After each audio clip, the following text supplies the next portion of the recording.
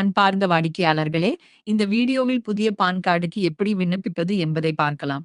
முதலில், PAN card என்பது வருமான வரித்துறை அனைத்து வரி செலுத்துனருக்கும் வழங்கும் நிரந்தர அடையாள அட்டையாகும். மக்கள் மற்றும் நிறுவனங்கள் செலுத்தும் வரி விவரங்களை பதிவு செய்ய இந்த பான் கார்டு பயன்படுகிறது.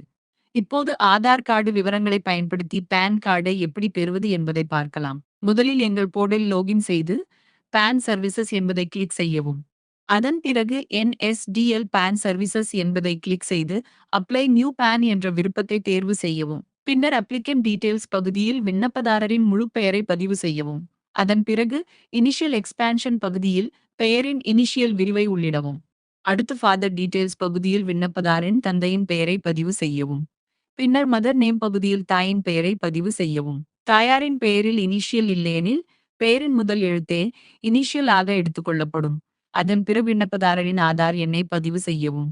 பின்னர் மொபைல் நம்பரை மற்றும் இமெயில் ஐடியை பதிவு செய்யவும்.